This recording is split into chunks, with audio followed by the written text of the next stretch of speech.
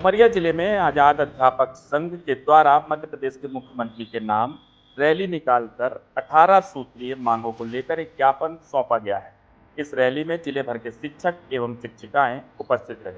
इनका विरोध e attendance व ओपीएस सिस्टम को लागू करने की मांग को लेकर था। शिक्षकों का कहना है कि अगर उनकी मांगे पूरी नहीं हुई तो भोपाल में उग्र आंदोलन होगा। उमरिया जिला मुख्यालय में जिले भर के शिक्षक एवं शिक्षिकाएं अपनी 18 सूत्रीय मांगों को लेकर सड़कों पर उतरे और एक रैली निकालकर जिले के प्रमुख मार्गों से होते हुए गांधी चौक एवं जय स्तंभ से होते हुए रानी दुर्गावती चौक पहुंचे।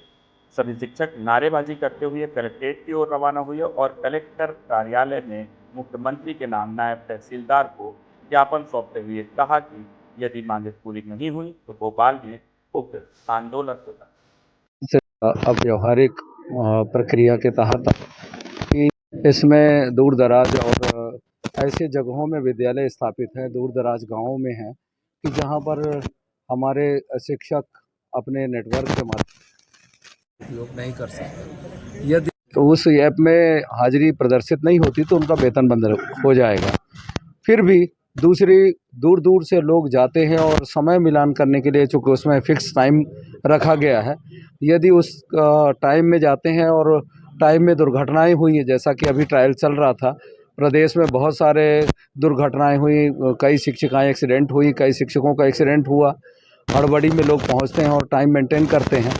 फिर भी इसमें यह है, हमारा विरोध ये है कि ये सभी विभागों के लिए एक साथ मध्य प्रदेश सरकार लागू करे। साथ ही शिक्षकों के ऊपर केवल एक यह प्रश्न चिन्ह खड़ा करना कि आप लोग समय से नहीं जाते, काम नहीं करते, इसलिए हम ई अटेंडेंस लेंगे, ऐसा नहीं है।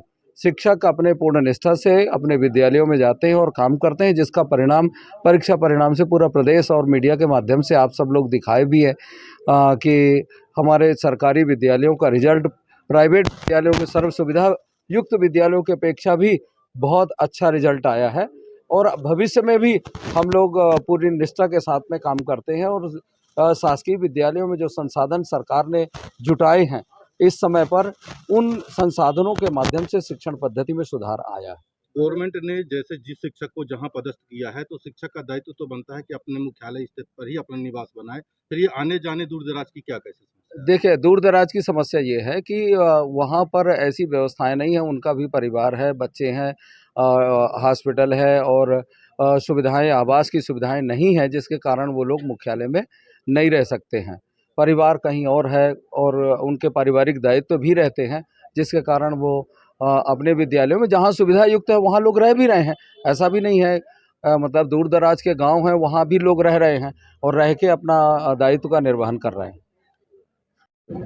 आदरणीय माननीय मुख्यमंत्री डॉक्टर मोहन यादव जी और माननीय शिक्षा मंत्री डॉक्टर राव उदय प्रताप सिंह से हमारी यही मांग है कि जो एक अव्यावहारिक ई अटेंडेंस का जो आदेश आया है उसे शीघ्र अतिशीघ्र वापस लिया जाए, क्योंकि शिक्षकों के समय पर, उनकी निष्ठा पर इतना अच्छा रिजल्ट आने के बाद भी एक प्रश्न चिन्ह खड़ा कर रहा है, जो शिक्षकों के सम्मान के खिलाफ है। और भविष्य में ये बहुत ही ज़्यादा दुखदायी होगा, क्योंकि अभी तक इससे कई दुर्घटनाएं हो चुकी हैं जो मीडिया के माध्यम से और कहने का मतलब माननीय प्रशासन तक पहुंच गई होंगी।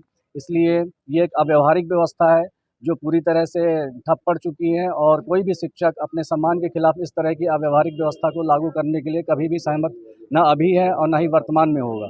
इसके लिए हम एक बड़ा आंदोलन भी करने के लिए प्रतिबद्ध हैं।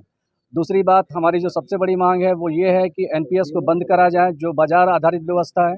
ये सभी विभागों के कर्मचारियों के लिए और हमारे विभाग के लिए भी एक नासूर बनी हुई है और हमें ओपीएस प्रदान किया जाए। ये हमारी माननीय प्रदेश के यशस्वी मुख्यमंत्री जी से हमारा सादर निवेदन है।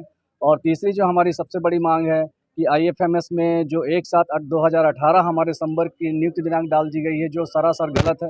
और जो सेवा पुस्तिका होती है वो एक कर्मचारी का मतलब वैधानिक रिकॉर्ड होता है और उसके आधार पर ही हमारी नियुक्ति दिनांक उसमें दर्ज करी जाए, जो उचित होगा, जो न्याय संगत है, जो संवैधानिक है। हमारी यही तीनों मांगे हैं और हम विश्वास है हमें कि माननीय मुख्यमंत्री महोदय, माननीय शिक्षा मंत्री महोदय और हमारे डीपीआई के अधिकारी जो हैं वो इन मांगों को सुनेंगे और उसका शीघ्र निराकरण करेंगे। नहीं सुनेंगे तो हम अगली बार भोपाल में जंगी प्रदर्शन के लिए मजबूर होंगे, बाध्य होंगे। ये बिल्कुल स्पष्ट संदेश है हमारा। ई अटेंडेंस तो हर विभाग में लागू है। ई अटेंडेंस से आप लोगों को क्या दिक्कत ई अटेंडेंस केवल कुछ जिलों में कुछ माननीय कलेक्टर द्वारा चलाई गई है, वो भी सार्थक ऐप के माध्यम से।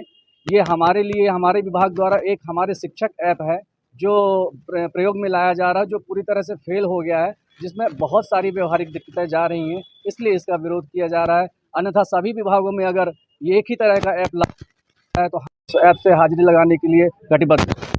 शिक्षक संघ जिला उमरिया द्वारा माननीय मुख्यमंत्री जी के नाम और कलेक्टर साहब के नाम ज्ञापन प्रस्तुत किया है, और जिसमें उनकी भी अलग अलग बिंदुओं पर लगभग 18 बिंदुओं पर है ना उनकी मांग है, इनको उचित माध्यम से जो है प्रेरित कर दिया जाएगा सीएम साहब। ठीक, बस